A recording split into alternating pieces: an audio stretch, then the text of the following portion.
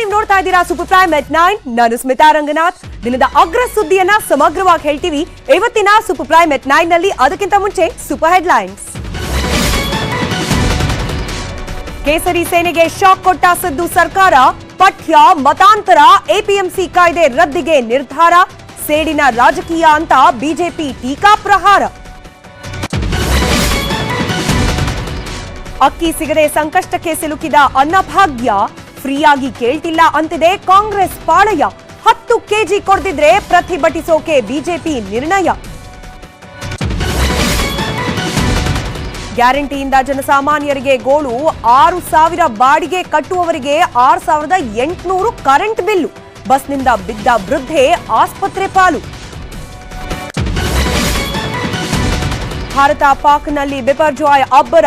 ವರ್ಷಧಾರಿಗೆ ಗುಜರಾತ್ನ 8 ಜಿಲ್ಲೆ ತತ್ತರ. 2 ದೇಶದಲ್ಲಿ ಲಕ್ಷ ಜನ ಸ್ಥಳಾಂತರ. ಅಂದು ಕರ್ನಾಟಕದಲ್ಲಿ ಅಮೂಲ್ಗೆ ಅಡ್ಡಿ. ಇಂದು ನಂದಿನಿ ವಿರುದ್ಧ ಕೇರಳಿಗರು ಸಿಡಿಮಿಡಿ. ಕಾಂಗ್ರೆಸ್ನ ಒಡಕು ನೀತಿ ಅಂತ ಬಿಜೆಪಿ ಕಿಡಿ.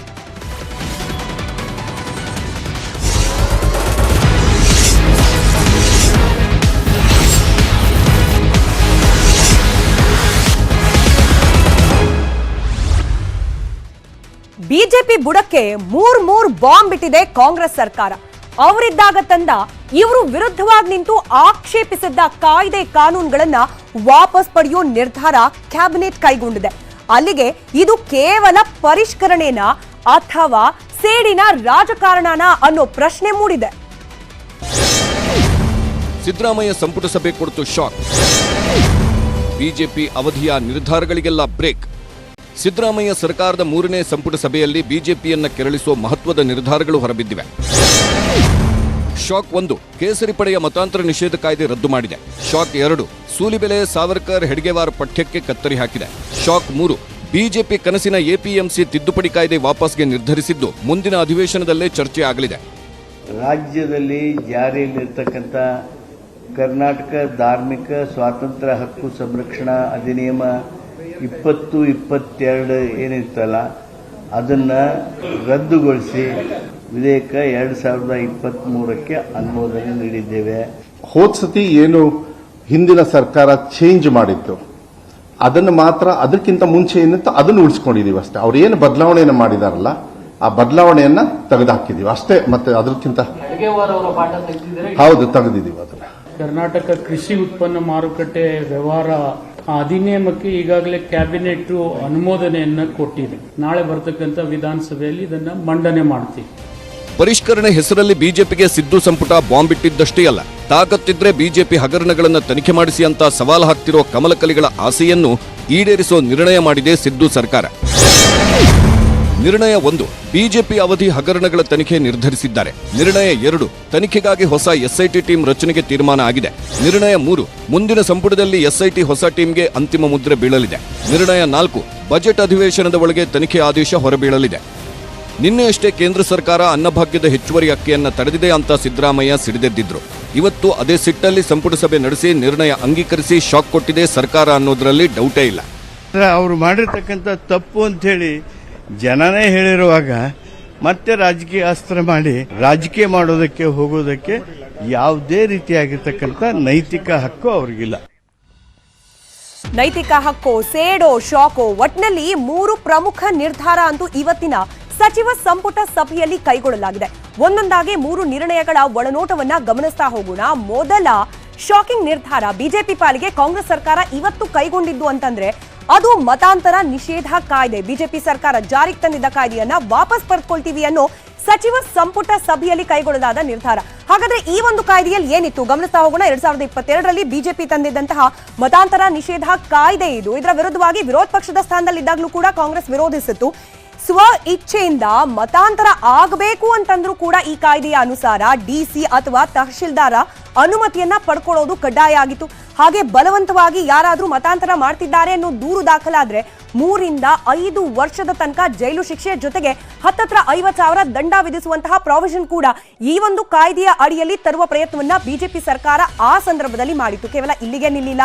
ಅಪ್ರಾಪ್ತರನ್ನ ಮತಾಂತರ ಮಾಡುವ ಪ್ರಯತ್ನ ಆಗಿದ್ದ ಇನ್ ಕೇಸ್ ಏನಾದ್ರೂ ಬೆಳಕಿಗೆ ಬಂದ್ರೆ, ಆ ಆರೋಪ ಸಾಬೀತಾದ್ರೆ 3ರಿಂದ 10 ವರ್ಷಗಳ ಕಾಲ ಜೈಲು ಶಿಕ್ಷೆ ಜೊತೆಗೆ ದಂಡ ವಿಧಿಸುವಂತಹ ಅವಕಾಶವನ್ನ ಕೂಡ ಬಿಜೆಪಿ ಸರ್ಕಾರ ಇದ್ದ ಸಂದರ್ಭದಲ್ಲಿ ತರಲಾಗಿದ್ದ ಈ ಮತಾಂತರ ನಿಷೇಧ ಕಾಯ್ದೆ ಒಳಗೊಂಡಿತ್ತು.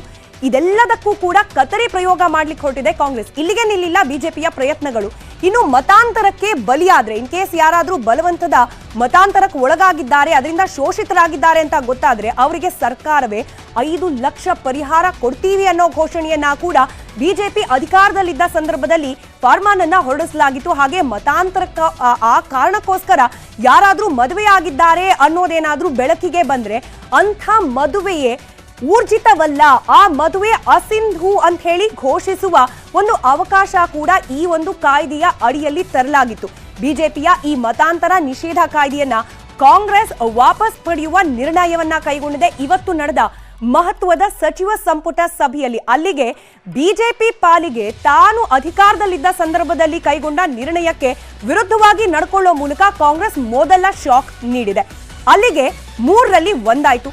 2ನೇ ಹಾಗೆ ಸೈದ್ಧಾಂತಿಕವಾಗಿ ಬಿಜೆಪಿಗೆ ಮರ್ಮಾಘಾತ ಅನ್ನಬಹುದಾದ ನಿರ್ಧಾರ ಪಠ್ಯ ಪರಿಷ್ಕರಣೆ. ಅಧಿಕಾರದಲ್ಲಿದ್ದಾಗ ಬಿಜೆಪಿಯ ಯಾವೆಲ್ಲ ನಿರ್ಧಾರವನ್ನ ಕಾಂಗ್ರೆಸ್ ಕೇಸರೀಕರಣ, ಮಕ್ಕಳಲ್ಲಿ ಮತೀಯವಾದ ಬಿತ್ತನೆ ಅಂತ ಹೇಳಿ ಆರೋಪ ಮಾಡಿತ್ತು, ಈಗ ಅದೆಲ್ಲದಕ್ಕೂ ಕೂಡ ಕತ್ತರಿ ಪ್ರಯೋಗ ಮಾಡಲಿಕ್ಕೆ ಕಾಂಗ್ರೆಸ್ ಮುಂದಾಗಿದೆ. ಹಾಗಾದ್ರೆ ಈ ಬಿಜೆಪಿಯ ಪಠ್ಯಕ್ಕೆ ಯಾವ ರೀತಿಯಲ್ಲಿ ಬ್ರೇಕ್ ಹಾಕೋ ಪ್ರಯತ್ನ ಮಾಡ್ತಾ ಇದೆ ಕಾಂಗ್ರೆಸ್, ಅದನ್ನ ನಾವು ಪಾಯಿಂಟ್ ಟು ಪಾಯಿಂಟ್ ಗಮನಿಸ್ತಾ ಹೋಗೋಣ. ಅತ್ಯಂತ ವಿವಾದಕ್ಕೆ ಕಾರಣವಾದ ಕೆಲವೊಂದಷ್ಟು ಅಂಶಗಳನ್ನ ನಿಮ್ಮ ಮುಂದೆ ಇಡುವ ಪ್ರಯತ್ನವನ್ನ ನಾವು ಮಾಡ್ತಾ ಇದೀವಿ. ಅದರಲ್ಲಿ ಮೊದಲ ಸಾಲಿಗೆ ಬಂದ್ ನಿಲ್ತಾ ಇರೋದು ಚಕ್ರವರ್ತಿ ಸೂಲಿಬೆಲೆ ಅವರ ಪಠ್ಯವನ್ನ ಟೆಕ್ಸ್ಟ್ ಬುಕ್ ಗಳಲ್ಲಿ ಇನ್ಕ್ಲೂಡ್ ಮಾಡಿದ್ದು. 10ನೇ ತರಗತಿಯ ಕನ್ನಡ ಪಠ್ಯದಲ್ಲಿ ಚಕ್ರವರ್ತಿ ಸೂಲಿಬೆಲೆ ಅವರು ಬರೆದಂತ ಒಂದು ಪಾಠವನ್ನ ಅಳವಡಿಸಲಾಗಿತ್ತು. ಸದ್ಯಕ್ಕೆ ಇದರ ಮೇಲೆ ಬಿದ್ದಿದೆ ಕಾಂಗ್ರೆಸ್ ಸರ್ಕಾರದ ಕಣ್ಣು. ತಾಯಿ ಭಾರತೀಯ ಅಮರ ಪುತ್ರರು ಅನ್ನೋ ಪಾಠವನ್ನ ಚಕ್ರವರ್ತಿ ಸೂಲಿಬೆಲೆ ಅವರು ಬರೆದಿದ್ದ ಪಾಠವನ್ನ ಇನ್ಕ್ಲೂಡ್ ಮಾಡಲಾಗಿತ್ತು. ಅದರಲ್ಲಿ ಸ್ವಾತಂತ್ರ್ಯ ಹೋರಾಟಕ್ಕೋಸ್ಕರ ಮಡದವರ ಬಗ್ಗೆ ತಿಳಿಸಲಾಗಿತ್ತು. ಸದ್ಯಕ್ಕೆ ಇದನ್ನ ಟೆಕ್ಸ್ಟ್ ಬುಕ್ ನಿಂದ ಹೊರಗಿಡುವ ನಿರ್ಧಾರವನ್ನ ಕಾಂಗ್ರೆಸ್ ಸರ್ಕಾರ ಕೈಗೊಂಡಿದೆ. ಇಲ್ಲಿ ಕೇವಲ ಪದ್ಯವನ್ನ ಅಥವಾ ಪಾಠವನ್ನ ಟೆಕ್ಸ್ಟ್ ಬುಕ್ ನಿಂದ ಆಚೆ ಇಡೋದು ಮಾತ್ರ ಅಲ್ಲ, ಈ ಸಮರ ಕೂಡ ನಡೆದು ಹೋಯ್ತಲ್ಲ, ಮಾತಿನಲ್ಲೇ ಸಮರ, ಅದರ ಅಂಶವನ್ನ ಕೂಡ ಗಮನಿಸ್ತಾ ಹೋಗೋಣ. ಚಕ್ರವರ್ತಿ ಸೂಲಿಬೆಲೆ ಅವರದ್ದೇ ಈ ಒಂದು ಪಠ್ಯಕ್ಕೆ ಸಂಬಂಧಪಟ್ಟಂತೆ ಯಾಕೆ ಇನ್ಕ್ಲೂಡ್ ಮಾಡಿದ್ರಿ ಇದನ್ನ ಅನ್ನೋ ಕಾಂಗ್ರೆಸ್ನ ಪ್ರಶ್ನೆಗೆ ಆತ ಯುವ ಸಾಹಿತಿ ಅನ್ನೋ ಕಾರಣಕ್ಕೋಸ್ಕರ ಅವರ ಒಂದು ಪಾಠವನ್ನ ಇನ್ಕ್ಲೂಡ್ ಮಾಡಲಾಗಿದೆ ಅನ್ನೋದು ಬಿಜೆಪಿಯ ವಾದ ಆಗಿದ್ರೆ, ಇದೆಲ್ಲ ಏನೂ ಇಲ್ಲ, ಆತ ಬಿಜೆಪಿ ಬೆಂಬಲಿಗ ಅನ್ನೋ ಕಾರಣಕ್ಕೇನೆ ಆತ ಬರೆದ ಪಠ್ಯವನ್ನ ನೀವು ಇನ್ಕ್ಲೂಡ್ ಮಾಡಿದ್ದೀರಿ ಅಂತ ಹೇಳಿತು ಕಾಂಗ್ರೆಸ್. ಅಲ್ಲಿಗೆ ನಿಲ್ಲಿಲ್ಲ. ಚಕ್ರವರ್ತಿ ಸೂಲಿಬೆಲೆ ಅವ್ರ ಬಗ್ಗೆ ಇರೋ ಪಾಠ ಅಲ್ಲ ಸಾಹೇಬ್ರೆ, ಇದರಲ್ಲಿ ಅವರು ಭಾರತದ ಸ್ವಾತಂತ್ರ್ಯ ಸಂಗ್ರಾಮದಲ್ಲಿರುವ ಅನೇಕ ಶ್ರೇಷ್ಠ ವ್ಯಕ್ತಿಗಳ ಬಗ್ಗೆ ಪ್ರಸ್ತಾಪ ಮಾಡಿದ್ದಾರೆ. ಹೀಗಾಗಿ ದೇಶಾಭಿಮಾನದ ಪಠ್ಯವನ್ನ ನಾವು ಇನ್ಕ್ಲೂಡ್ ಮಾಡಿದ್ದೀವಿ ಅಂತ ಹೇಳಿ ಬಿಜೆಪಿ ಅವ್ರು ಹೇಳಿದ್ರೆ, ಹಿರಿಯ ಸಾಹಿತಿಗಳ ಕೊಡುಗೆ ಅಪಾರ ಇದೆ, ಅಪಾರ ಅಕ್ಷರ ಸಂಪತ್ತು ನಮ್ಮಲ್ಲಿದೆ, ಅದನ್ನೆಲ್ಲ ಬಿಟ್ಟು ಯಾಕೆ ಇವರ ಪಾಠವನ್ನೇ ನೀವು ಇನ್ಕ್ಲೂಡ್ ಮಾಡಿದ್ರಿ ಅನ್ನೋ ಪ್ರಶ್ನೆಯನ್ನ ಕಾಂಗ್ರೆಸ್ ಕೇಳಿತು.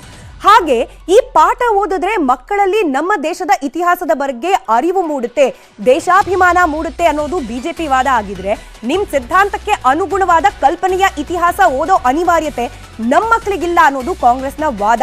ಈ ವಾದ ವಿವಾದದ ನಡುವೆನೇ ಸದ್ಯಕ್ಕೆ ಚಕ್ರವರ್ತಿ ಸೂಲಿಬೆಲೆ ಅವರ ಈ ಒಂದು ಪಠ್ಯಕ್ಕೆ ಕತ್ತರಿ ಪ್ರಯೋಗವನ್ನ ಮಾಡುವ ನಿರ್ಣಯವನ್ನ ಕಾಂಗ್ರೆಸ್ ಕೈಗೊಂಡಿದೆ. ಅಲ್ಲಿಗೆ ನಿಲ್ಲಿಲ್ಲ. ಈ ಬಿಜೆಪಿ ವರ್ಸಸ್ ಕಾಂಗ್ರೆಸ್ ಅನ್ನೋ ನಿಟ್ಟಿನಲ್ಲಿ ಕಾರಣವಾದ ಮತ್ತೊಂದು ಅಂಶ ಅಂತಂದ್ರೆ, ಅದು RSS ನ ಸಂಸ್ಥಾಪಕರು ಅಂತ ಹೇಳಲಾಗ್ತಾ ಇರುವ ಹೆಡ್ಗೇವಾರ್ ಅವರ ಪಠ್ಯ. ಅವರಿಗೆ ಸಂಬಂಧಪಟ್ಟ ಪಠ್ಯವನ್ನ ಕೂಡ ಟೆಕ್ಸ್ಟ್ ಬುಕ್ ನಲ್ಲಿ ಇನ್ಕ್ಲೂಡ್ ಮಾಡುವ ನಿರ್ಧಾರವನ್ನ ಬಿಜೆಪಿ ಕೈಗೊಂಡಾಗ ಅದನ್ನ ಪ್ರಬಲವಾಗಿ ವಿರೋಧಿಸಿತ್ತು ಕಾಂಗ್ರೆಸ್ ಪಕ್ಷ. 8ನೇ ತರಗತಿಯ ಪುಸ್ತಕದಲ್ಲಿ RSS ಸಂಸ್ಥಾಪಕರಾದ ಹೆಡ್ಗೇವಾರ್ ಅವರ ಬಗ್ಗೆ ಪಾಠವನ್ನ ಸೇರ್ಪಡೆಗೊಳಿಸಿತ್ತು ಬಿಜೆಪಿ ಸರ್ಕಾರ. ಸ್ವಾತಂತ್ರ್ಯ ಹೋರಾಟಗಾರರು ಅಂತ ಹೇಳಿ ಅದರಲ್ಲಿ ಉಲ್ಲೇಖ ಮಾಡಲಾಗಿದ್ದು ವಿವಾದದ ಕಿಡಿಯನ್ನ ಹುಟ್ಟಿಸಿತು. ಇದೀಗ ಈ ಪಾಠವನ್ನ ಕೂಡ ಟೆಕ್ಸ್ಟ್ ಬುಕ್ ನಿಂದ ಹೊರಗಿಡುವ ನಿರ್ಣಯವನ್ನ ಕಾಂಗ್ರೆಸ್ ಸರ್ಕಾರ ಕೈಗೊಂಡಿದೆ. ನಿರ್ಣಯ ಏನೋ ಕೈಗೊಳ್ತು, ಆದ್ರೆ ಮಾತು ಪ್ರತಿ ಮಾತಿನ ಸಮರ ಯಾವ ರೀತಿಯಾಗಿ ಸಾಗಿತ್ತು, ಎಸ್ಪೆಷಲಿ ಹೆಡ್ಗೇವಾರ್ ಅವರ ಪಠ್ಯಕ್ಕೆ ಸಂಬಂಧಪಟ್ಟಂತೆ ಕ್ವಿಕ್ ಆಗಿ ಅದನ್ನು ಕೂಡ ಗಮನಿಸ್ತಾ ಹೋಗೋಣ. ಬಿಜೆಪಿ ವಾದ ಏನಾಗಿತ್ತು, ಹೆಡ್ಗೇವಾರ್ ಅವರು ಸ್ವಾತಂತ್ರ್ಯ ಹೋರಾಟಗಾರರು, ಹಾಗಾಗಿ ಅವರ ಬಗ್ಗೆ ತಿಳ್ಕೊಳ್ಳಿ ಮಕ್ಕಳು ಅಂತ ಹೇಳಿ ಅವರ ಪಾಠವನ್ನ ಇನ್ಕ್ಲೂಡ್ ಮಾಡಿದ್ದೀವಿ ಅಂತ ಹೇಳಿ ಬಿಜೆಪಿ ಹೇಳಿದ್ರೆ, ಅವರು ಸ್ವಾತಂತ್ರ್ಯ ಹೋರಾಟಗಾರರೇ ಅಲ್ಲ, ನಕಲಿ ಸ್ವಾತಂತ್ರ್ಯ ಹೋರಾಟಗಾರರು ಅನ್ನೋದು ಕಾಂಗ್ರೆಸ್ನ ವಾದ ಆಗಿತ್ತು. ಇನ್ನು ಜಂಗಲ್ ಸತ್ಯಾಗ್ರಹದ ನಾಯಕರಾಗಿದ್ರು ಆ ಕಾರಣಕ್ಕೋಸ್ಕರ ಆ ಇತಿಹಾಸವನ್ನ ಮಕ್ಕಳಿಗೆ ತಿಳಿಸುವ ಅನಿವಾರ್ಯತೆ ಇದೆ ಅನ್ನೋದು ಬಿಜೆಪಿಯ ಮಂತ್ರ ಆಗಿದ್ರೆ, ಇದೆಲ್ಲ ಏನೂ ಇಲ್ಲ, ಕೇವಲ RSS ನ ಸಂಸ್ಥಾಪಕರು ಅನ್ನೋ ಕಾರಣಕ್ಕೇನೆ ನೀವು ಅವ್ರ ಬಗ್ಗೆ ತಿಳಿಸೋ ಪ್ರಯತ್ನ ಮಾಡ್ತಿದ್ದೀರಿ, ಮಕ್ಕಳಿಗೆ ಆ ಮೂಲಕ ನೀವು ಕೇಸರೀಕರಣ ಮಾಡ್ತಿದ್ದೀರಿ ಪಠ್ಯವನ್ನ ಅನ್ನೋ ಆರೋಪವನ್ನ ಕಾಂಗ್ರೆಸ್ ಮಾಡಿತು. ಅಲ್ಲಿಗೆ ನಿಲ್ಲಿಲ್ಲ.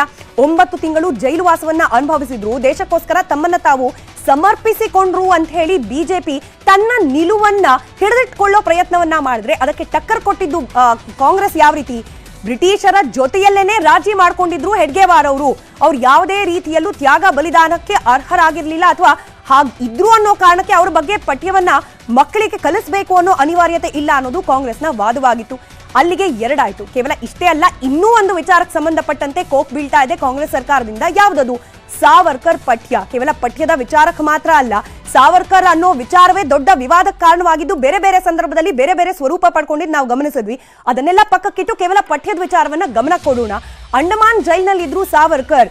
ಜೈಲಿಗೆ ಬರ್ತಿದ್ದ ಬುಲ್ಬುಲ್ ಹಕ್ಕಿಗಳ ಮೇಲೆ ಕೂತು ಅವರು ತಾಯ್ನಾಡಿಗೆ ಬರ್ತಿದ್ರು ಅನ್ನೋ ಒಂದಷ್ಟು ಅಂಶಗಳನ್ನ ಪಠ್ಯದಲ್ಲಿ ಇನ್ಕ್ಲೂಡ್ ಮಾಡಿತ್ತು ಬಿಜೆಪಿ ಸರ್ಕಾರ. ಇದನ್ನ ಇದೀಗ ಪಠ್ಯದಿಂದ ಪಕ್ಕಕ್ಕಿಡೋ ಪ್ರಯತ್ನವನ್ನ ಕಾಂಗ್ರೆಸ್ ಮಾಡ್ತಾ ಇದೆ. ಇನ್ನು ವಾದ ಪ್ರತಿವಾದ ಯಾವ ರೀತಿ ನಡೆದಿತ್ತು ಸಾವರ್ಕರ್ ಅವರ ಪಠ್ಯ ವಿಚಾರಕ್ಕೆ ಸಂಬಂಧಪಟ್ಟಂತೆ ಅದನ್ನು ಕೂಡ ಕ್ವಿಕ್ ಆಗಿ ಗಮನಿಸೋಣ.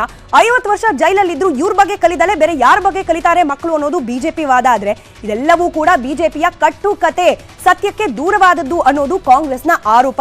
ಬ್ರಿಟಿಷರನ್ನೇ ಹೆದರಿಸಿದ್ರು ಸಾವರ್ಕರ್, ಹಾಗಾಗಿ ಅವರು ವೀರ ಸಾವರ್ಕರ್ ಅನ್ನೋದು ಬಿಜೆಪಿ ವಾದ ಆದ್ರೆ, ಬ್ರಿಟಿಷರಿಗೆ ಕ್ಷಮಾಪಣೆ ಪತ್ರವನ್ನ ಬರೆದಿದ್ರು, ಜೈಲು ಶಿಕ್ಷೆ ಅನುಭವಿಸೋಕ್ ಆಗದೆ ಕ್ಷಮಾಪಣೆ ಪತ್ರವನ್ನೇ ಬರೆದಿದ್ರು, ಇವರೆಂತ ವೀರ ಅನ್ನೋದು ಕಾಂಗ್ರೆಸ್ನ ಪ್ರಶ್ನೆ ಆಗಿದೆ. ಇನ್ನು ಅಪ್ರತಿಮ ದೇಶ ಪ್ರೇಮಿಗಳ ಪಟ್ಟಿಯಲ್ಲಿ ಅಗ್ರಗಣ್ಯರು ಸಾವರ್ಕರ್ ಅನ್ನೋದು ಬಿಜೆಪಿಯ ವಾದ ಆದ್ರೆ, ತಲೆಬಾಗಿದ್ದ ನಕಲಿ ಹೋರಾಟಗಾರನ ಬಗ್ಗೆ ಕಲಿಯೋ ಅನಿವಾರ್ಯತೆ ಮಕ್ಕಳಿಗೇನಿದೆ ಅನ್ನೋದು ಕಾಂಗ್ರೆಸ್ನ ಪ್ರತಿವಾದವಾಗಿತ್ತು. ಈ ವಾದ ಪ್ರತಿವಾದದ ನಡುವೆ 3 ಪ್ರಮುಖ ವಿಚಾರಗಳಿಗೆ ಇದೀಗ ಬಿಜೆಪಿ ತೆಗೆದುಕೊಂಡ ನಿರ್ಧಾರಕ್ಕೆ ಕಾಂಗ್ರೆಸ್ ಕತ್ತರಿ ಪ್ರಯೋಗ ಮಾಡಿದೆ. ಅಲ್ಲಿಗೆ ಮೊದಲ 2 ಶಾಕಿಂಗ್ ನಿರ್ಧಾರಗಳನ್ನ ನಾವು ಗಮನಿಸಿ ಆಯ್ತು. ಮೂರನೆಯದು, ಕೇಂದ್ರ ಸರ್ಕಾರವೇ ಹಿಂದೆ ಸರಿದ್ರೂ ಕೂಡ ರಾಜ್ಯ ಬಿಜೆಪಿ ಸರ್ಕಾರ ಯಥಾಸ್ಥಿತಿಯನ್ನ ಕಾಪಾಡಿಕೊಂಡಿದ್ದ APMC ತಿದ್ದುಪಡಿ ಕಾಯ್ದೆ, ಅದನ್ನ ಕೂಡ ಕಾಂಗ್ರೆಸ್ ಕೈ ಬಿಟ್ಟಿದೆ. ಹಾಗಾದ್ರೆ ಈ APMC ಕಾಯ್ದೆ ತಿದ್ದುಪಡಿಯನ್ನ ವಾಪಸ್ ಕೈಗೊಳ್ಳೋದ್ರ ಹಿಂದಿನ ಕಾಂಗ್ರೆಸ್ನ ವಾದ ಏನು, ಹಾಗೆ ಇದರಲ್ಲಿದ್ದ ಅಂಶಗಳೇನು, ಅದನ್ನು ಕೂಡ ನಾವು ಪಾಯಿಂಟ್ ಟು ಪಾಯಿಂಟ್ ಗಮನಿಸ್ತಾ ಹೋಗೋಣ. ಇವತ್ತಿನ ಕ್ಯಾಬಿನೆಟ್ ಮೀಟಿಂಗ್ ನಲ್ಲಿ ಬಿಜೆಪಿ ಸರ್ಕಾರ ತಂದಿದ್ದ APMC ಕಾಯ್ದೆಯ ತಿದ್ದುಪಡಿಯನ್ನ ಕೂಡ ವಾಪಸ್ ಪಡೆದುಕೊಳ್ಳೋ ನಿರ್ಧಾರವನ್ನ ಕಾಂಗ್ರೆಸ್ ಮಾಡಿದೆ. ರೈತರಿಗೆ ಮುಕ್ತ ಮಾರುಕಟ್ಟೆಗೋಸ್ಕರ ತಂದ ಕಾಯ್ದೆ ಇದು. ಕೇವಲ APMCಗೆ ಹೋಗಬೇಕು, ಅಲ್ಲೇನೆ ಮಾರಬೇಕು ಅನ್ನೋ ನಿಯಮವನ್ನ ಹೊರತುಪಡಿಸಿ ರೈತ ತನಗೆ ಇಚ್ಛೆ ಬಂದ ಸ್ಥಳಕ್ಕೆ, ತನಗೆ ಇಚ್ಛೆ ಬಂದ ವ್ಯಕ್ತಿಗೆ ಮಾರಾಟ ಮಾಡಬಹುದು ತನ್ನ ಬೆಳೆಯನ್ನ ಅನ್ನೋ ಕಾರಣಕ್ಕೆ ತಂದ ಒಂದು ಮಾರ್ಪಾಡಿದು ಅಂತ ಹೇಳಿ ಬಿಜೆಪಿ ಹೇಳಿತು. ರೈತರೇ APMCಗೆ ಮಾರಾಟ ಮಾಡುವ ಹಕ್ಕನ್ನ ಕೂಡ ಇದು ಪ್ರತಿಪಾದಿಸಿತು. APMCಯಲ್ಲಿ ಬೇಕಾದ್ರೂ ಮಾರಾಟ ಮಾಡಬಹುದು, ವೈಯಕ್ತಿಕವಾಗಿ ಬೇರೆ ವ್ಯಕ್ತಿಗಳಿಗೆ ಬೇರೆ ಸ್ಥಳದಲ್ಲಿ ಬೇಕಾದ್ರೂ ಮಾರಾಟ ಮಾಡಬಹುದು ಅನ್ನೋ ಆಪ್ಷನ್ ಅನ್ನ ಈ ಕಾಯ್ದೆ ನೀಡಿತು. ರೈತ ಸಂಘಟನೆಗಳ ತೀವ್ರ ವಿರೋಧಕ್ಕೆ ಕಾರಣವಾಗಿತ್ತು ಈ ಒಂದು ಕಾಯ್ದೆಯ ತಿದ್ದುಪಡಿ. ಅದರ ನಡುವೆ ಕೂಡ ಈ ಕಾಯ್ದೆಯನ್ನ ಜಾರಿಗೆ ತರುವಲ್ಲಿ ಬಿಜೆಪಿ ಸರ್ಕಾರ ಯಶಸ್ವಿಯಾಗಿತ್ತು. 3 ವರ್ಷ ಆಯ್ತು ಇದು ಅನುಷ್ಠಾನ ಆಗಿ. ಆದ್ರೆ ಯಾವ ಉದ್ದೇಶದಿಂದ ಇದನ್ನ ಜಾರಿ ಮಾಡ್ತಿದ್ದೀವಿ ಅಂತ ಹೇಳಿ ಬಿಜೆಪಿ ಹೇಳಿತು, ಅದರ ಯಾವ ವಿಚಾರ ಕೂಡ ಅನುಷ್ಠಾನ ಆಗ್ಲಿಲ್ಲ. ಅದರಿಂದ ಯಾವುದೇ ಪ್ರಯೋಜನ ರೈತರಿಗೆ ಆಗಿಲ್ಲ ಅನ್ನೋದು ಕಾಂಗ್ರೆಸ್ನ ವಾದ. MNC ಕಂಪನಿಗಳಿಗೆ ಹೆಚ್ಚು ಲಾಭ ಆಗತ್ತೆ. ಯಾವಾಗ APMC ಕಾಯ್ದೆಗೆ ತಿದ್ದುಪಡಿ ಇರಲಿಲ್ಲ, ಆಗ ಸ್ವತಂತ್ರ ಮಾರುಕಟ್ಟೆಯಲ್ಲಿ ಅಥವಾ MNCಗಳಿಗೆ ಮಾರಾಟ ಮಾಡೋ ರೀತಿಯಲ್ಲಿ ಇರಲಿಲ್ಲ ರೈತರು. ಈ ಕಾಯ್ದೆಯಿಂದ ಅದಾಯ್ತು, ಹಾಗಾಗಿ MNCಗೆ ಲಾಭ ಅನ್ನೋದು ಕಾಂಗ್ರೆಸ್ನ ವಾದ. ಇದರ ಜೊತೆಗೆ APMCಗಳ ಲಾಭಾಂಶದಲ್ಲೂ ಕೂಡ ಹಂತ ಹಂತವಾಗಿ ಕುಸಿತ ಕಾಣೋಕೆ ಶುರುವಾಯಿತು. ಯಾವಾಗ ಈ ಕಾಯ್ದೆಯಲ್ಲಿ ಮಾರ್ಪಾಡನ್ನ ಬಿಜೆಪಿ ತಂತು, ಆಗ ಕೇವಲ ಆರೋಪ ಮಾಡ್ತಿಲ್ಲ, ಕೆಲ ಅಂಕಿಅಂಶವನ್ನ ಕೂಡ ಕಾಂಗ್ರೆಸ್ ನೀಡ್ತಾ ಇದೆ. 2015-16ರ ಲಾಭದ ಲೆಕ್ಕಾಚಾರವನ್ನ ತೆಗೆದುಕೊಂಡ್ರೆ 570 ಕೋಟಿ ಇತ್ತು. ಆದ್ರೆ ಈಗ ಕೇವಲ 200 ಕೋಟಿ. ಈ ಒಂದು ನಂಬರ್ ಡಿಫರೆನ್ಸ್ ಅಲ್ಲೇ ಗೊತ್ತಾಗುತ್ತೆ ಈ APMC ಕಾಯ್ದೆಗೆ ತಂದಿರುವ ತಿದ್ದುಪಡಿ ಮಾರಕವಾಗ್ತಾ ಇದೆ APMCಗಳ ಲಾಭದ ವಿಚಾರದಲ್ಲಿ ಅನ್ನೋದು ಕಾಂಗ್ರೆಸ್ನ ವಾದವಾಗಿದೆ. ರೈತರಿಗೆ ಶಾಪ ಅಂತ ಹೇಳಿ ಕಾಯ್ದೆಯನ್ನ ವಾಪಸ್ ಪಡೆದುಕೊಳ್ಳೋ ನಿರ್ಧಾರವನ್ನ ಮಾಡ್ತಿದ್ದೀವಿ ಅಂತ ಹೇಳೋ ಮೂಲಕ ಬಿಜೆಪಿ ಸರ್ಕಾರ ಜಾರಿಗೆ ತಂದಿದ್ದ ಈ ಒಂದು ಯೋಜನೆಯನ್ನ ಕತ್ತರಿ ಪ್ರಯೋಗ ಮಾಡಿ ಆ ಮೂಲಕ 3ನೇ ಶಾಕ್ ಅನ್ನ ಕೂಡ ಕೊಟ್ಟಿದೆ ಬಿಜೆಪಿಗೆ ಕಾಂಗ್ರೆಸ್ ಸರ್ಕಾರ. ಇನ್ನು ಬಹುಮತದ ಕಾಂಗ್ರೆಸ್ ಸರ್ಕಾರದ ನಿರ್ಣಯಗಳ ವಿಚಾರಕ್ಕೆ ಸಂಬಂಧಪಟ್ಟಂತೆ ವಿಪಕ್ಷದಲ್ಲಿರೋರು ಕಮಲ ಕಲಿಗಳ ಕಣ್ಣು ಕೆಂಪಾಗಿದೆ. ಅದಕ್ಕೆ ಸಾಕ್ಷಿ ಮಾಜಿ ಮಂತ್ರಿಗಳ ಈ ಮಾತುಗಳು. ಧರ್ಮ ಸ್ವಾತಂತ್ರ್ಯ ಕಾಯ್ದೆ, ಅದರಲ್ಲಿ ಏನಿದೆ, ಯಾರೇ ಒಬ್ಬ ವ್ಯಕ್ತಿ ಧರ್ಮ ಬದಲಾಯಿಸ್ಕೋಬೇಕು ಅಂದ್ರೆ ಪಾರದರ್ಶಕವಾಗಿ ಎಲ್ಲರಿಗೂ ಗೊತ್ತಾಗಬೇಕು, ಅವ್ರ ಮನೆಯವ್ರಿಗೆ ಗೊತ್ತಾಗಬೇಕು, ಸಮಾಜಕ್ಕೆ ಗೊತ್ತಾಗಬೇಕು, ನೋಟಿಫಿಕೇಶನ್ ಮಾಡಿ ಅವರು ಧರ್ಮ ಬದಲಾವಣೆಯನ್ನು ಮಾಡ್ಕೋಬೇಕು. ಯಾವುದೋ ಒಂದು ಆಮಿಷಕ್ಕೆ ಒಳಗಾಗಿ ಧರ್ಮ ಬದಲಾವಣೆ ಆಗಬಾರ್ದು, ಅಸಹಾಯಕರಾಗಿ ಧರ್ಮ ಬದಲಾವಣೆ ಆಗಬಾರ್ದು. ಈ ವಿಚಾರವನ್ನ ಇವತ್ತೇನು ನಾವು ಧರ್ಮ ಸ್ವಾತಂತ್ರ್ಯ ಕಾಯ್ದೆಯಲ್ಲಿ ತರುವಂಥದ್ದು ಮಾಡಿದ್ದು, ಚರ್ಚೆ ಮಾಡದೆ, ಆಲೋಚನೆ ಮಾಡದೆ. ನೋಡಿ, ನಾವು ತೆಗೆದುಕೊಂಡು ಬಂದಿರತಕ್ಕಂಥ ಆಂಟಿ ಕನ್ವರ್ಷನ್ ಬಿಲ್ ಅದನ್ನ ತೆಗೆದು ವಾಪಸ್ ಪಡಿತೀವಿ ಅಂತ ಹೇಳಿರೋದನ್ನು ಕೂಡ ನಾವು ಖಂಡಿಸ್ತೇವೆ. ಹಂಗಾದ್ರೆ ನಡೀಲ ಮತಾಂತರ, ಇದರ ವಿರುದ್ಧನೂ ಕೂಡ ನಾವು ಜನಜಾಗೃತಿಯನ್ನ ಮಾಡ್ತೀವಿ, ಜನರ ಬಳಿ ಹೋಗ್ತೇವೆ.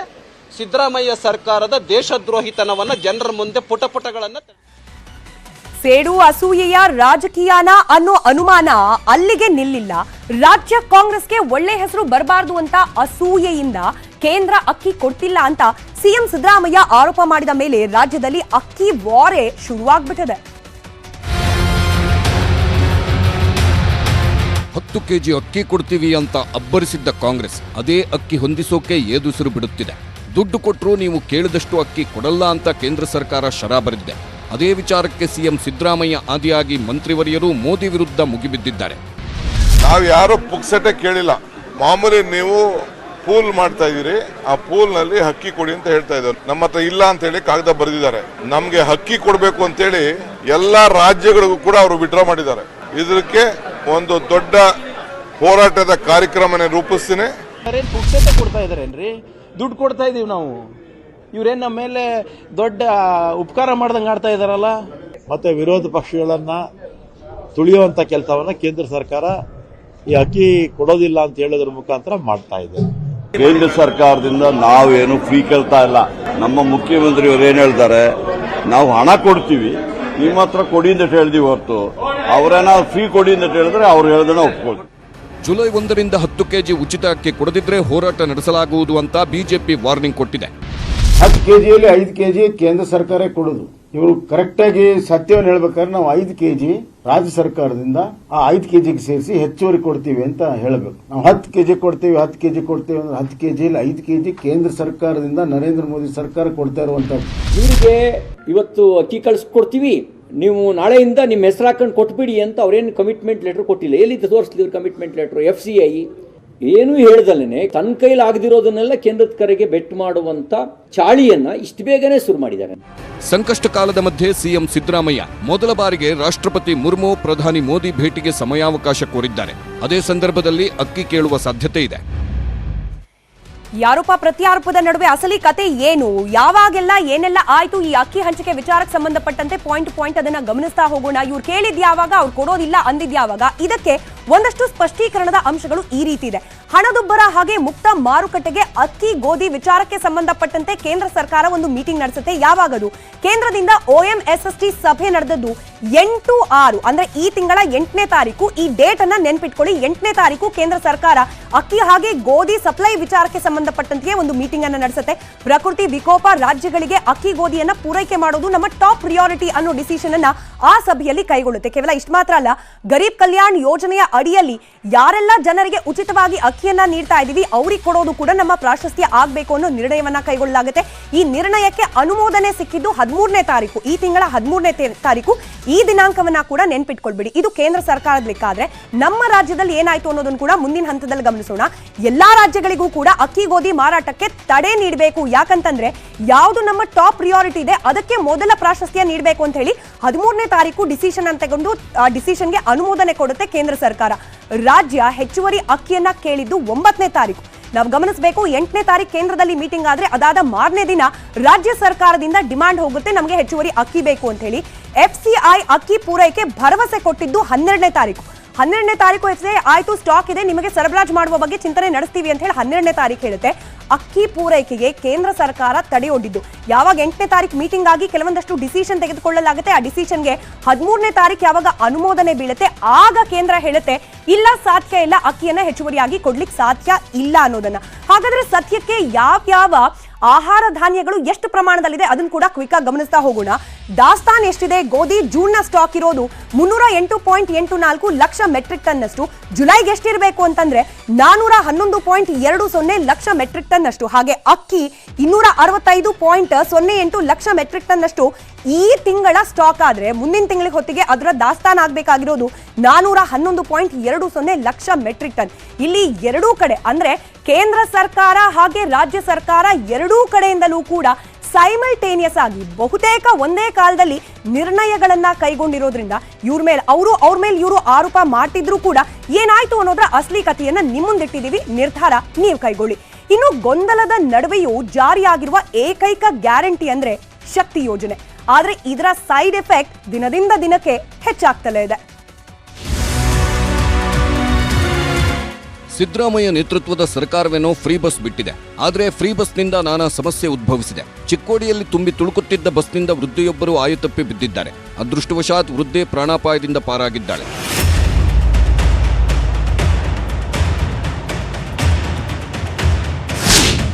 ಮಂಡ್ಯದ ವ್ಯಕ್ತಿಯೊಬ್ಬರು ಬೆಂಗಳೂರಿಗೆ ಹೋಗಬೇಕಿತ್ತು. ಆದರೆ ಬಸ್ಗಳಲ್ಲಿ ಮಹಿಳೆಯರು ತುಂಬಿದ್ದರಿಂದ ಸಕಾಲಕ್ಕೆ ಆಫೀಸ್ ತಲುಪೋಕ್ಕಾಗ್ತಿಲ್ಲ ಅಂತ ಗೋಳಾಡಿದ್ರು.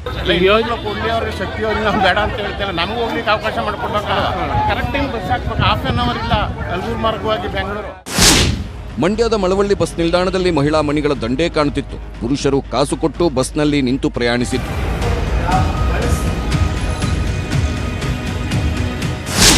ಕೊಪ್ಪಳದ ಹೊಸೂರು ಗ್ರಾಮದ ವಿದ್ಯಾರ್ಥಿಗಳ ಸ್ಥಿತಿ ಆ ಸಿಎಂಗೆ ಪ್ರೀತಿ ಎಂಬಂತಾಗಿದೆ. ವಿದ್ಯಾರ್ಥಿಗಳು ಶಾಲೆ ಕಾಲೇಜಿಗೆ ಹೋಗ್ಬೇಕಂತೆ ಡೋರ್ನಲ್ಲಿ ನೇತಾಡಲೇಬೇಕು.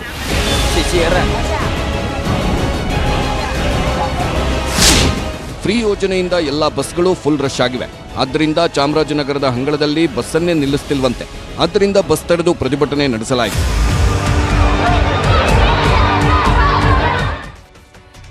ಇನ್ನೂರು ಯೂನಿಟ್ ಉಚಿತ, ಕರೆಂಟ್ ಬಿಲ್ ಕಟ್ಲೇಬೇಡಿ ಖಚಿತ. ಹಿಂಗ್ ಅಂದದನ್ನ ನಂಬ್ಕೊಂಡಿದ್ದ ಜನರ ಪರಿಸ್ಥಿತಿ ಈಗ ಹೆಂಗ್ ಆಗಿದೆ ಗೊತ್ತಾ?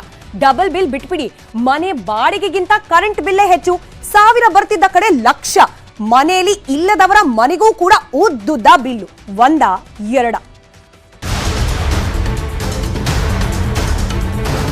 ಅಯ್ಯೋ, ಎಂಥ ಕಾಲ ಬಂತು ನೋಡಿ. ಇವರು ವಿಠಲ್ ಉಷಾ ದಂಪತಿ ಕಲಬುರಗಿಯ P&T ಕಾಲೋನಿಯಲ್ಲಿ ವಾಸ ಮಾಡ್ತಾರೆ. 6,000 ಕಟ್ಟಿ ಬಾಡಿಗೆ ಮನೆಯಲ್ಲಿರ್ತಾರೆ. ಆದ್ರೆ ಈ ತಿಂಗಳ ಬಿಲ್ ನೋಡಿ ದಂಪತಿಗಳೇ ದಂಗಾಗಿದ್ದಾರೆ. 6,000 ರೂಪಾಯಿ ಬಾಡಿಗೆ ಮನೆಗೆ 6,800 ರೂಪಾಯಿ ಕರೆಂಟ್ ಬಿಲ್ ಬಂದಿದೆ. ವಿಠಲ್ ಮನೆಗೆ ಪ್ರತಿ ತಿಂಗಳು ಸರಾಸರಿ 2,800 ರೂಪಾಯಿಂದ 3,000 ಕರೆಂಟ್ ಬಿಲ್ ಬರ್ತಿತ್ತು. ಆದ್ರೆ ಜೂನ್ ತಿಂಗಳು 6,800 ರೂಪಾಯಿ ಬಂದಿದೆ. ಅಚ್ಚರಿ ಅಂದ್ರೆ ನಾವು ಮೇ ತಿಂಗಳಲ್ಲಿ 10 ದಿನಗಳು ಮನೆಯಲ್ಲೇ ಇರಲಿಲ್ಲ ಅಂತಿದ್ದಾರೆ ಉಷಾ. ನಾವು ಬಂದು 2 ತಿಂಗಳ, ಅದರಲ್ಲಿ 4,000 ಮೊದಲು, ಆಮೇಲೆ 7,000. ಹಂಗಾಗಿ ಮನೆ ಬಿಲ್ಲು ಹೆಂಗ್ ಕಟ್ಬೇಕು? ನಾವು ಹೆಂಗ್ ಜೀವನ ಮಾಡಬೇಕು? ಎಲೆಕ್ಷನ್ ಹೊರೆ ಇಲ್ಲಿ ಹಾಕಿದಾರ ಅಷ್ಟೇ. ಮಂಗಳೂರಿನ ಉಳ್ಳಾಲದಲ್ಲಿ ಸದಾಶಿವಾಚಾರ್ಯ ಎನ್ನುವವರಿಗೆ ಬರೋಬ್ಬರಿ 7 ಲಕ್ಷ ವಿದ್ಯುತ್ ಬಿಲ್ ಬಂದಿದೆ. 99,338 ಯೂನಿಟ್ ಬಳಸಿದ್ದಕ್ಕೆ 7,71,072 ರೂಪಾಯಿ ಬಿಲ್ ಬಂದಿದೆ. ಇಷ್ಟೊಂದು ಬಿಲ್ ಯಾಕೆ ಅಂತ ಕೇಳಿದ್ರೆ ಮೆಸ್ಕಾಂ ಕಚೇರಿ ಕೇಳಿ ಅನ್ನಂತೆ ರೀಡರ್. ಈ ತಿಂಗಳ ಬಿಲ್ ನಿನ್ನೆ ಬಂದದ್ದು. ನಿನ್ನೆ ಬಂದು 7,71,000 ಚಿಲ್ಲರೆ ಉಂಟು. ಅದಕ್ಕೆ ಯಾವುದಂತ ಅರ್ಥ ಇಲ್ಲ. ಅದಕ್ಕೆ 3,000 ಚಿಲ್ಲರೆ ಬರ್ತಿತ್ತು, 3,000 ಕೂಡ ಬರ್ತಿತ್ತು. ಇದು ಓವರ್ ಬಂದು ಎಂಥದ್ದು ಗೊತ್ತಿಲ್ಲ. ಇದು ಮೆಸ್ಕಾಮ್ಗೆ ಹೋಗ್ಲಿಲ್ಲ. ನಿನ್ನೆ ಮಗ ಕಂಪ್ಲೇಂಟ್ ಮಾಡಿದ್ದಾನೆ, ಕಂಪ್ಲೇಂಟ್ ತಗೊಂಡಿದ್ದಾರೆ ಅವರು. ಬಿಲ್ ನೋಡಿ ಶಾಕ್. ಮತ್ತೆ ನಾನು ಅವ್ರನ್ನ ಬ್ರೀಡರನ್ನು ಕರೀತೇನೆ ನಾವು ಸೀದಾ ಓದದ್ದೆ, ಬರಲಿಲ್ಲ. ಮತ್ತೆ ಗೊಂದಲ. ಈ ಗ್ಯಾರಂಟಿಗಳ ಗೊಂದಲದ ಬಗ್ಗೆ ಜನ ಏನ್ ಹೇಳ್ತಿದ್ದಾರೆ ಕೇಳ್ಬಿಡೋಣ. ಎಲ್ಲನವ್ರಿಗೆ ಅಂದ್ರು, ಆಮೇಲೆ ಈಗ ಎಲ್ರಿಗೂ ಅನ್ಲಿಕ್ಕತ್ತಾರ. ಆದ್ರೆ ಎಲ್ರಿಗೂ ಅಂದ್ರೆ ಅವ್ರು ಇದು ಮಾಡ್ಬೇಕಿತ್ತು ರೂಲ್ಸು. ಈಗ ದಿನಕ್ಕೊಂದು ರೂಲ್ಸ್ ಚೇಂಜ್ ಮಾಡ್ಕೊತ ಹೊಂಟಾರ. ನಮಗೆ ಅವ್ರು 5 ಗ್ಯಾರಂಟಿ ಕೊಡೋತ್ನಾಗ ಇದು ಎಲ್ಲ ವಿಚಾರ ಮಾಡಬೇಕಿತ್ತು. ಈ ರೂಲ್ಸ್ ನಾವು ಹಿಂಗೆ ಇದಾವ ಅಂತ ಹೇಳಿದ್ರೆ ನಾವು ವೋಟ್ ಹಾಕೋ ಮುಂಚೆ ನಾವು ವಿಚಾರ ಮಾಡ್ತಿದ್ವಿ. ಕಾಡು ಬೇಡ ಏನೋ ಎಲ್ಲ ಹೆಣ್ಮಕ್ಳು ಎಂದಾರಲ್ರಿ, ಎಲ್ಲರಿಗೂ ಕೊಡಬೇಕಾರಿ ಅವರು. ಆ ರೂಲ್ಸು ಈ ರೂಲ್ಸು ತರಬಾರ್ದ್ರಿ, ಮೊದಲೇ ಹೇಳ್ಬೇಕ್ರಿ ಅಂದ ರೂಲ್ಸ್ ಹೇಳಿದ್ರಂದ್ರೆ ನಾವು. ಈ ಗೊಂದಲದ ನಡುವೆ ಗ್ಯಾರಂಟಿಗಳಿಂದ ಒಂದಷ್ಟು ಗಂಡಾಂತರ ಕೂಡ ಎದುರಾಗೋ ಸೂಚನೆ ಸಿಗ್ತಾ ಇದೆ. ಒಂದೊಂದಾಗಿ ಗಮನಿಸ್ತಾ ಹೋಗೋಣ. ಯಾವ್ಯಾವ ಗ್ಯಾರಂಟಿ ಸುತ್ತ ಯಾವೆಲ್ಲ ಗಂಡಾಂತರ ಇದೆ ಅಂತ ಹೇಳಿ. ಗ್ಯಾರಂಟಿ ಸಂಖ್ಯೆ 1 ಗೃಹ ಜ್ಯೋತಿ. ಈ ಗೃಹ ಜ್ಯೋತಿಗೂ ಕೂಡ ಸಂಕಷ್ಟ ಎದುರಾಗ್ತಿದೆ. ಯಾಕೆಂತಂದ್ರೆ ಕರ್ನಾಟಕದಲ್ಲಿ ಕರೆಂಟ್ ಸ್ಟಾಕೇ ಇಲ್ವಾ ಅನ್ನೋ ಪ್ರಶ್ನೆ. ಬೇಸಿಗೆ ಪ್ರಾರಂಭಿಕ ಹಂತದಲ್ಲೇನೆ ಲೋಡ್ ಶೆಡ್ಡಿಂಗ್ ನ ಶಾಕ್ ಈಗ ಆಲ್ರೆಡಿ ಆಗೋಕ್ ಪ್ರಾರಂಭವಾಗಿದೆ. ಜನರಿಗೆ ಡಬಲ್ ಕರೆಂಟ್ ಬಿಲ್ ಬರ್ತಿರೋ ಭೀತಿ ಒಂದ್ ಕಡೆಯಲ್ಲಿ, ಇನ್ ಕೆಲವರಿಗೆ ಇಷ್ಟು ದಿನ ಆದ್ರೂ ಕೂಡ ಬಿಲ್ಲೇ ಬಂದಿಲ್ಲ, ಏನ್ ಕಾದಿದ್ಯಪ್ಪ ಅನ್ನೋ ಆತಂಕ. ಇದು ಗ್ಯಾರಂಟಿ ಸಂಖ್ಯೆ 1ರ ಗಂಡಾಂತರ. ಅಲ್ಲಿಗೆ ನಿಲ್ಲಿಲ್ಲ. 2ನೇ ಗ್ಯಾರಂಟಿ ಸುದ್ದ ಇರೋ ಸುತ್ತ ಇರೋ ಒಂದಷ್ಟು ಗೊಂದಲಗಳನ್ನ ಗಂಡಾಂತರವನ್ನ ಗಮನಿಸ್ತಾ ಹೋಗೋಣ. ಸಾರಿಗೆ ಇಲಾಖೆಗೆ ಸಂಕಷ್ಟ. ಸ್ತ್ರೀ ಶಕ್ತಿ ಯೋಜನೆಯಿಂದ ಉಚಿತ ಪ್ರಯಾಣದಿಂದ ಆಗ್ತಿರುವ ಹೊರೆ. ಸಾರಿಗೆ ನಿಗಮಗಳಿಗೆ ವಿಶೇಷ ಅನುದಾನವನ್ನ ಕೊಡೋದಿಲ್ಲ ಅನ್ನೋ ನಿರ್ಧಾರಕ್ಕೆ ಸರ್ಕಾರ ಬಂದಿದೆ. ವೇತನ ಪರಿಷ್ಕರಣೆ ವೆಚ್ಚ ನಿಗಮವೇ ಭರಿಸಬೇಕು ಅನ್ನೋ ಫರ್ಮಾನು ಕೂಡ ಹೊರಡಿಸುವ ಚಿಂತನೆ ಆಗ್ತಾ ಇದೆ. ವೇತನ, ಇಂಧನ ಇದೆಲ್ಲದರ ವೆಚ್ಚಕ್ಕೆ ಹೆಚ್ಚಿನ ಅನುದಾನವನ್ನ ಕೊಡೋದಿಲ್ಲ. ಆಂತರಿಕ ಸಂಪನ್ಮೂಲವನ್ನೇ ಇದೆಲ್ಲದಕ್ಕೂ ಕೂಡ ಬಳಸ್ಕೊಳ್ಬೇಕು, ನಿಭಾಯಿಸಬೇಕು ಅನ್ನೋ ರೀತಿಯ ರೂಲ್ಸ್ಗಳು ಅಪ್ಲೈ ಆಗ್ತಿರೋದ್ರಿಂದ ಈಗ ಆಲ್ರೆಡಿ ನಷ್ಟದಲ್ಲಿರುವ ಸಾರಿಗೆ ಇಲಾಖೆ ಈ ಹೊಸ ನಿಯಮಗಳನ್ನ ಹೆಂಗಪ್ಪ ಬರೆಸೋದು ಅನ್ನೋ ಗಂಡಾಂತರದ ಪರಿಸ್ಥಿತಿಯಲ್ಲಿ ಸಿಲುಕಾಕೊಂಡಿದೆ. ಅಲ್ಲಿಗಾಯ್ತು ಗ್ಯಾರಂಟಿ ಸಂಖ್ಯೆ 2ರ ಸುತ್ತ ಇರೋ ಗಂಡಾಂತರ. ಅಲ್ಲಿಗೆ ನಿಲ್ಲಿಲ್ಲ. ಮೂರನೇ ಯೋಜನೆಯ ಗ್ಯಾರಂಟಿ ಸುತ್ತ ಇರುವ ಗೊಂದಲಗಳು, ಗಂಡಾಂತರಗಳು ಗಮನಿಸ್ತಾ ಹೋಗೋಣ. ಗೃಹಲಕ್ಷ್ಮಿ ಅಂದ್ರೆ ಹೆಣ್ಣು ಮಕ್ಕಳ ಕೈಗೆ 2,000 ರೂಪಾಯಿ ನೀಡಬೇಕಾಗಿದ್ದ ಗ್ಯಾರಂಟಿ. ಇದರ ಸುತ್ತ ಕೂಡ ಅನೇಕ ಪ್ರಶ್ನೆಗಳು ಇನ್ನೂ ಕೂಡ ಮುಂದುವರೆದಿದೆ. ಗೃಹಲಕ್ಷ್ಮಿ ಯೋಜನೆಗೆ ಅರ್ಜಿ ಸ್ವೀಕಾರ ಆಗಬೇಕಾಗಿತ್ತು, ಅರ್ಜಿ ಸಲ್ಲಿಕೆ ಪ್ರಕ್ರಿಯೆ ಶುರು ಆಗಬೇಕಾಗಿತ್ತು, ಅದರಲ್ಲಿ ವಿಳಂಬ. ಇವತ್ತಿನಿಂದ ಅರ್ಜಿ ಜೂನ್ 15ರಿಂದ ಜುಲೈ 15ರವರೆಗೂ ಅಂತ ಹೇಳಿತ್ತು ಸರ್ಕಾರ. ಅದಾದ್ಮೇಲೆ ಇಲ್ಲಿಲ್ಲ, ಒಂದೆರಡು ದಿನ ಎಕ್ಸ್ಟ್ರಾ ಟೈಮ್ ಬೇಕು, 18ನೇ ತಾರೀಕಿಂದ ಅರ್ಜಿ ಸಲ್ಲಿಕೆ ಮಾಡಬಹುದು ಅಂತ ಹೇಳಲಾಗಿತ್ತು. ಇವತ್ತು ತಾನೇ ಮಹಿಳಾ ಮತ್ತು ಮಕ್ಕಳ ಕಲ್ಯಾಣ ಇಲಾಖೆಯ ಸಚಿವೆ ಲಕ್ಷ್ಮೀ ಹೆಬ್ಬಾಳ್ಕರ್ ಮಾತನಾಡಿದ್ರು, ಇಲ್ಲ ಮತ್ತೊಂದಷ್ಟು ದಿನ ಸಮಯ ಹಿಡಿಯೋ ಸಾಧ್ಯತೆ ಇದೆ, ಹತ್ರ 1 ವಾರ ಡಿಲೇ ಆಗಬಹುದು, 18ನೇ ತಾರೀಕು ಅಲ್ಲ ಇನ್ನೂ 1 ವಾರ ಡಿಲೇ ಆಗಬಹುದು ಅಂತ ಹೇಳ್ತಿದ್ದಾರೆ. ಅಲ್ಲಿಗೆ 2,000 ರೂಪಾಯಿ ಸಿಗೋದು ಯಾವಾಗ ಅನ್ನೋ ಪ್ರಶ್ನೆ, ಗೊಂದಲ. ಮತ್ತೊಂದು ಅನ್ನಭಾಗ್ಯ. ಈಗ ಆಲ್ರೆಡಿ ಗೊತ್ತಿದೆ ಅಕ್ಕಿ ವಾರ್ ಯಾವ ರೀತಿಯಲ್ಲಿ ನಡೀತಿದೆ ಅಂತ ಹೇಳಿ. ಅದರಲ್ಲೂ ಕೂಡ ಪೂರ್ಣ ಪ್ರಮಾಣದಲ್ಲಿ 10 ಕೆಜಿ ಸಿಗೋದಿಲ್ವಾ, ಅರ್ಧಂಬರ್ಧಾನ ಅನ್ನೋ ಪ್ರಶ್ನೆ ಕೂಡ ಇದೀಗ ಎದುರಾಗಿದೆ. ಯಾಕೆ ಹೀಗೆ? ಅಕ್ಕಿಯನ್ನ ಹೊಂದಿಸೋದೇ ರಾಜ್ಯ ಸರ್ಕಾರಕ್ಕೆ ದೊಡ್ಡ ಸವಾಲಾಗ್ಬಿಟ್ಟಿದೆ.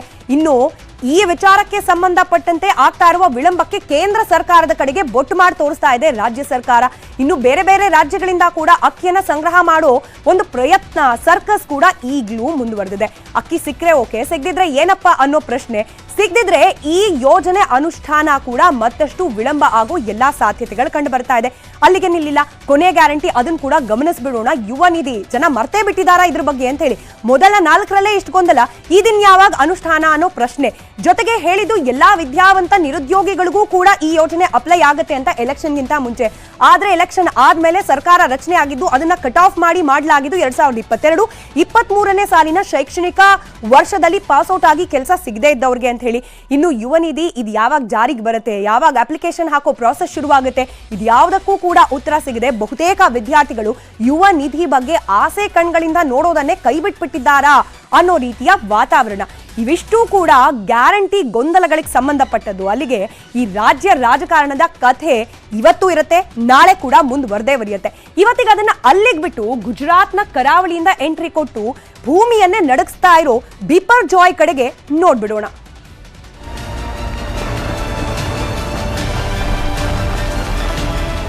ನೋಡುತ್ತಿದ್ದಂತೆ ಡೆಡ್ಲಿ ಸೈಕ್ಲೋನ್ ಬಿಪರ್ಜಾಯ್ ನುಗ್ಗಿ ಬಂದಿದೆ. ಕೆಲವೇ ನಿಮಿಷಗಳಲ್ಲಿ ಗುಜರಾತ್ ಕರಾವಳಿಗೆ ಚಂಡಮಾರುತ ಅಪ್ಪಳಿಸಲಿದೆ. ಗುಜರಾತ್ನಲ್ಲಿ ಬಿಪರ್ಜಾಯ್ ಅವಾಂತರ ಸೃಷ್ಟಿಸುವುದು ಗ್ಯಾರಂಟಿ. ಸೌರಾಷ್ಟ್ರದ ಕಚ್ ಭಾಗದಲ್ಲಿ ಭಾರಿ ಮಳೆಯಿಂದ ಪ್ರವಾಹ ಭೀತಿ ಕೂಡ ಎದುರಾಗಿದೆ.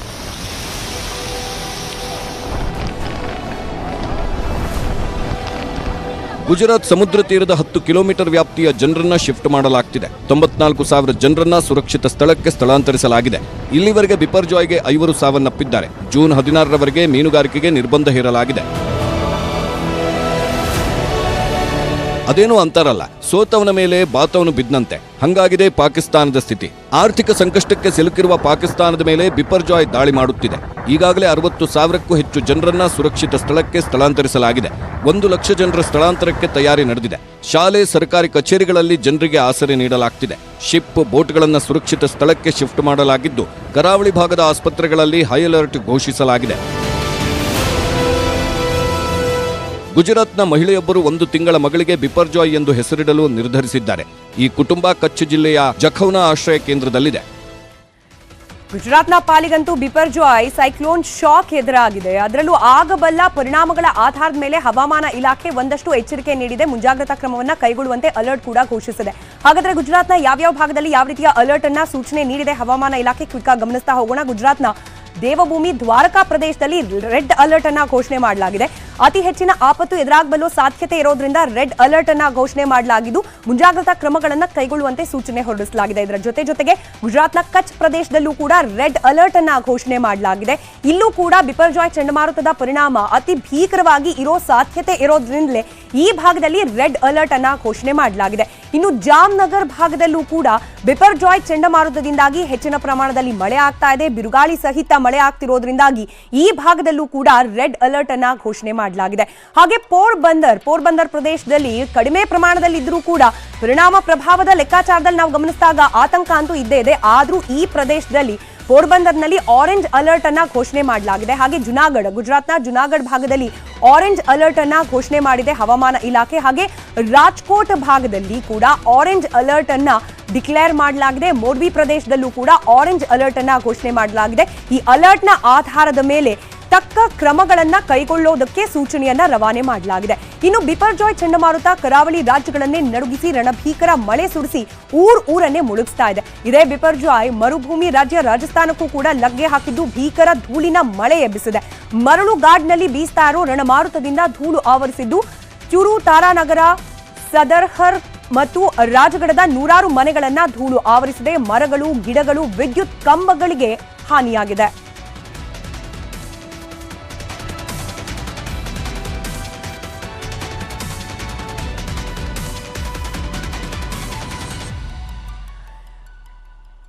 ಮತ್ತಷ್ಟು ಪ್ರಮುಖ ಸುದ್ದಿಯನ್ನ ಕ್ವಿಕ್ ಆಗಿ ನೋಡೋಣ ಸೂಪರ್ ಸ್ಪೀಡ್ ನಲ್ಲಿ. ಪುತ್ತೂರಿನ ವಿವೇಕಾನಂದ ಕಾಲೇಜಿನಲ್ಲಿನ ನೃತ್ಯ ರೂಪಕವೊಂದು ವಿವಾದಕ್ಕೆ ಕಾರಣವಾಗಿದೆ. ಪಾತ್ರಧಾರಿಗಳು ಬಾಬ್ರಿ ಮಸೀದಿ ಧ್ವಂಸ, ರಾಮಜನ್ಮಭೂಮಿ ನೃತ್ಯ ರೂಪಕ ಪ್ರದರ್ಶಿಸಿದ್ದಾರೆ. ಆದ್ದರಿಂದ ಕಾಲೇಜ್ ವಿರುದ್ಧ ಕ್ರಮ ಕೈಗೊಳ್ಳುವಂತೆ ಎಸ್ಡಿಪಿಐ ಆಗ್ರಹಿಸಿದೆ. ಮಂಡ್ಯದಲ್ಲಿ ಅಂಬಿಪುತ್ರ ಅಭಿಷೇಕ್ ಬೀಗರೂಟ ಹಾಕಿಸಲಿದ್ದಾರೆ. ನಾಳೆ ಅಭಿಷೇಕ್ ಅವೀವಾ ಮದುವೆಯ ಬೀಗರ ಔತಣ ನಡೆಯಲಿದ್ದು 7 ರಿಂದ 8 ಟನ್ ಮಟನ್, 9 ರಿಂದ 10 ಟನ್ ಕೋಳಿ ಬಳಸಿ ಊಟವನ್ನ ತಯಾರಿಸಲಾಗುತ್ತದೆ. ಮಹಿಳಾ ಕುಸ್ತಿಪಟುಗಳಿಗೆ ಲೈಂಗಿಕ ಕಿರುಕುಳ ನೀಡಿದ ಆರೋಪಕ್ಕೆ ಸಂಬಂಧಪಟ್ಟಂತೆ ಬ್ರಿಜ್ಭೂಷಣ್ಗೆ ಶಾಕ್ ಎದುರಾಗಿದೆ. ಕುಸ್ತಿ ಫೆಡರೇಷನ್ ಮುಖ್ಯಸ್ಥ ಬ್ರಿಜ್ಭೂಷಣ್ ಶರಣ್ ಸಿಂಗ್ ವಿರುದ್ಧ ದೆಹಲಿ ಪೊಲೀಸರು 1,000 ಪುಟಗಳ ಚಾರ್ಜ್ ಶೀಟ್ ಸಲ್ಲಿಸಿದ್ದಾರೆ. ರೋಸ್ ಅವೆನ್ಯೂ ಕೋರ್ಟ್ಗೆ ಆರೋಪ ಪಟ್ಟಿ ಸಲ್ಲಿಕೆಯಾಗಿದ್ದು ಜುಲೈ 4ರಂದು ವಿಚಾರಣೆ ನಡೆಯಲಿದೆ. ದೆಹಲಿಯ ಮೊರಾರ್ಜಿ ನಗರದಲ್ಲಿರುವ ಕೋಚಿಂಗ್ ಸೆಂಟರ್ ಒಂದರಲ್ಲಿ ಬೆಂಕಿ ಕಾಣಿಸಿಕೊಂಡಿದ್ದು ವಿದ್ಯಾರ್ಥಿಗಳು ಕಿಟಕಿ ಮೂಲಕ ಹೊರಬಂದು ಜೀವ ಉಳಿಸಿಕೊಂಡಿದ್ದಾರೆ. ಈ ಹಿನ್ನೆಲೆ ವಿವಿಧ ಕೋಚಿಂಗ್ ಸೆಂಟರ್ನ ವಿದ್ಯಾರ್ಥಿಗಳು ರಸ್ತೆ ತಡೆದು ಪ್ರತಿಭಟನೆ ನಡೆಸಿದ್ದಾರೆ.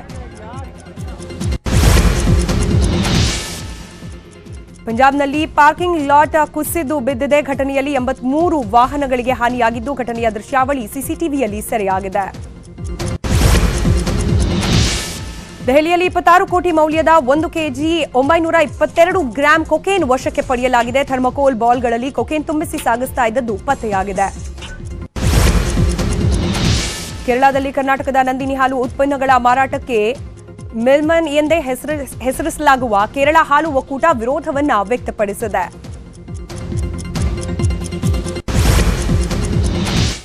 ಇದು ಇವತ್ತಿನ ಸೂಪರ್ ಪ್ರೈಮ್ ಎಟ್ 9. ನೋಡ್ತಾ ಇರಿ ನ್ಯೂಸ್ 18, ಜಾಲ ನಮ್ಮದು, ಬಲ ನಿಮ್ಮದು.